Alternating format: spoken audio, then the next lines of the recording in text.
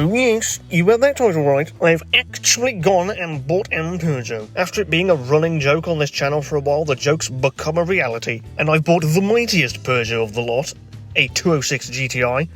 But not just any GTI, this is a GTI 180, named as such because it makes 175 horsepower. The French like to round up. The Peugeot 206 was Peugeot's replacement for the incredibly popular 205. As the 206's design was approved in April 1994, the 205 was 11 years old, and they wanted to start phasing it out. Enter the 206. Launching in 1998, it was a bit of a controversial design. While the 205 was done by Pininfarina, the 206 was done entirely in-house by Peugeot, and the fact it was replacing the beloved 205 didn't help it either. It had big shoes to fill is what I'm trying to say, and I'd say it did a pretty damn good job. Throughout its 16 years of production, there were over 5 million 205s sold, which is quite good, you're probably thinking.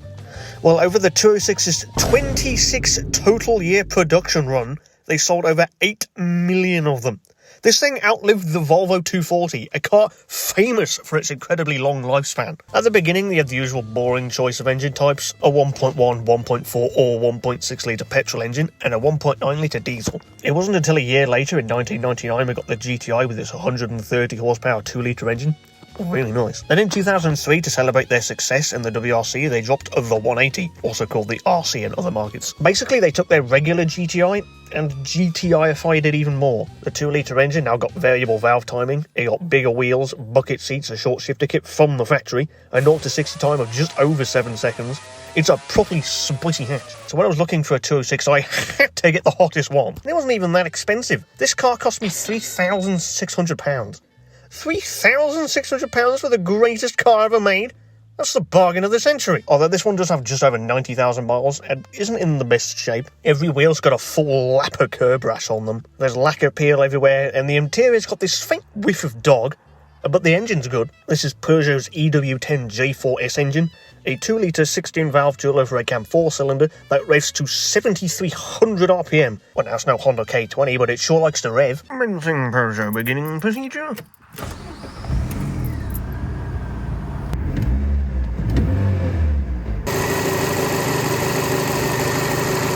Also, the hero of a previous owner fitted some KW V1 coilovers to the car, which I imagine is why it feels so good on the road. It also came with a naughty decap pipe, for some reason. The 180s also came with Alcantara bits on the inside, and totally real carbon fibre that's totally not plastic. Also, the doors on this car are enormous. And where do they choose to put the window controls?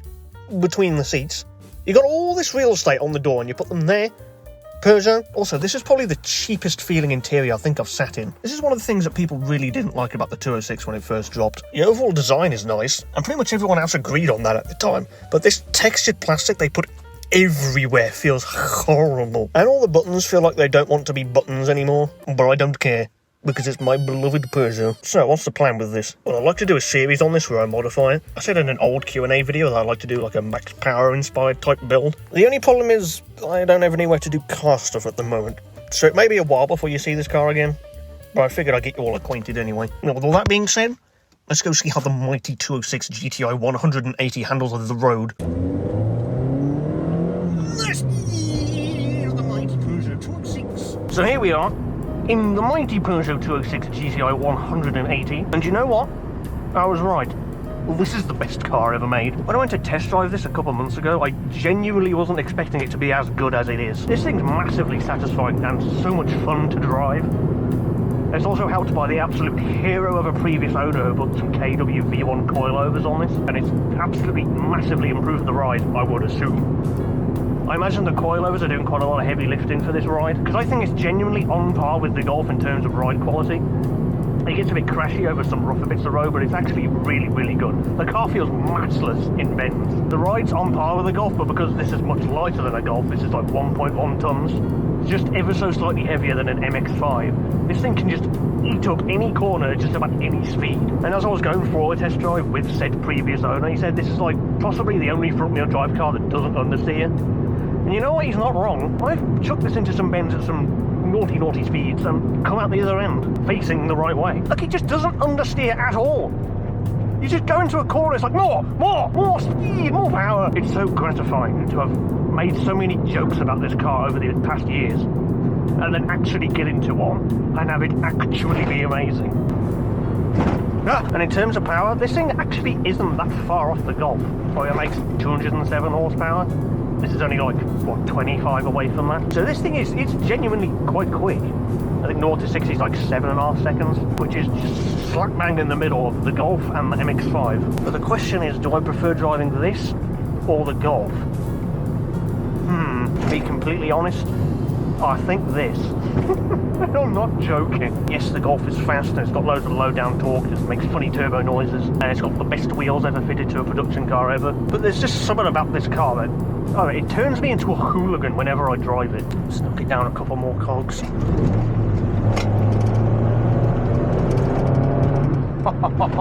This thing makes a great intake honk as well. Like a great... And this is the stock airbox as well. I think the previous owner just dropped in one of those K&N panel filters and that's it. I think with an aftermarket induction kit, this thing will sound nasty. Also, the seating position in this car is a bit odd. Like, I feel like I'm sat bolt upright, like I'm sat at a desk. And I feel like the steering wheel's too far away from me, but the pedals are too far close. Like, it's the wrong way round. Like, this needs to be closer and these need to be further that way. And the seat's always one click away from where you actually want it. Very odd. The seats are comfortable though. I've also installed the Amazon special CarPlay unit. It's not that good. Like, you get in it and you set all your EQ settings and all that, you connect your phone to it, and then you arrive at a shop, you do your shopping, you come back in the car, you turn that on, it's forgotten your phone and reset all the EQ settings. Very annoying. I can't tell if that's just this CarPlay unit or the dodgy wiring that the previous owner did to get Bluetooth to work with the factory stereo. Either way, whilst I'm speaking about new banging stereo, let's put on some banging tunes. I've uploaded the Gran Turismo soundtrack to my phone. Oh yes. Ah, that's not what I wanted! What a tune! That's enough. Also, installing this on the cars made me realise how much I hate touchscreens, in cars at least. Buttons are far superior. You can't feel your way around a touchscreen, so there's a chance this may go and replace it with another more banginger stereo. Also, another funny thing that's happened with this car, the check engine light has come on twice, and it's for exactly the same thing. It beeped and said anti-pollution fault on there. So it popped up and I thought, got the code reader, cleared the code, and it went for about a month, and it came back today, and I've cleared it again. So I'm hoping it doesn't appear again. Also, I was kind of dogging on the seating position earlier. I will say the pedals, however, perfect. They're really close together, so heel-toe shifting is just brilliant. Super easy. And because this engine is naturally aspirated, it actually responds to your throttle input. I'm pretty sure it is still throttle by wire, so the throttle response isn't instant like it is in the MX-5. There is a bit of a delay, but it does do the same thing every single time. It's just a little bit slower than the Mazda. I'm turning right now. Watch out, fellow humans. I'm in my Peugeot, and I'm on a door. I think my phone camera's going for a button. What happens if I roll the window down? What happens? Oh my goodness. What's the speed limit on this road? I forgot. Waze, help. 60. The speed! I want some more tunes on. Can I go back to that moment? That was funny. People enjoyed the songs. What a tune! Left. Also, there have been a handful of people in the comments asking what the hell this sign means. Basically, in England, if you're on a single carriageway, that means the speed limit's 60. Dual carriageway means it's 70. So yes, this road is 60 mile an hour road. So if you hear me say national speed limit, you know what that means. You now know what that means. Oh no, it says a RAF. It means we're getting closer to Wales. Or possibly even already in it. Powys? Welcome to oh no. No thank you. I bet all of my YouTube ad revenue and my left arm will see a 20 mile an hour speed limit sign in this video. And if I win, you owe me all my ad revenue and your arm. Another thing I'll mention, the gearbox action isn't the best. It's kind of like on par with the Golf. But if I put like a heavier shift knob on this, it might actually improve it. Actually, there's one quirky thing about this engine. I need to pull over so I can show you. Car park here. Shut the engine off and pop. Oh shit, I left it in gear. Never mind, I don't need to shut the engine off. I did it myself. Where's the bonnet release? Why is it on the passenger side? Peugeot, goddamn you! You don't have to beep at me saying the door's open. I know it's open because I just opened it. Not the bonnet. Like, it's got a floppy dipstick. Why? Peugeot, you confuse me sometimes. Get back in there. It's like, why? Look, Why? That's what I always wondered. What do these two vents on the bonnet actually do? Are they for like the airbox or something?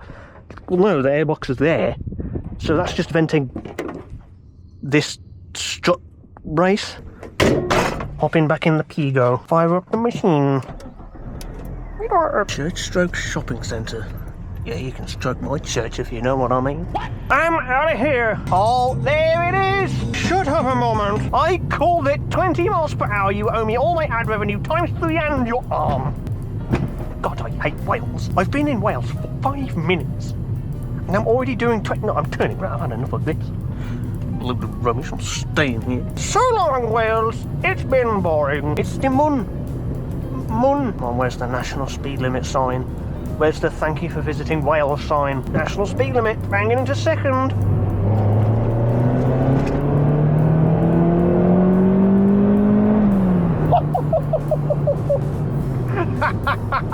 This engine's brilliant. This thing makes such a massively amazing intake noise. And this is the stock airbox. I can't believe it. My beloved Peugeot. Look at me go! This is the best way to spend 3,600 quid. This is a genuinely underrated little hot hatch. These are slept on. I put in 20 quid's worth of petrol earlier. All gone. I can't see. Can't see, thank you. I think I've earned me a sip of my seatbelt's holding me back. I can't grab my Red Bull. Let go, you stupid. As I was saying, Red Bull. I guess I just gotta pull over and finish.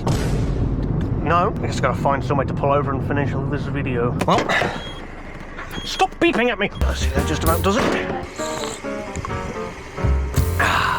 This has been an absolute Peugeot moment. Peugeot, my beloved. Subscribe to GrogTV.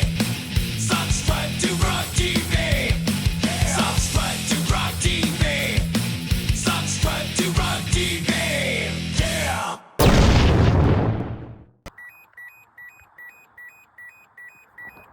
Quit your beeping!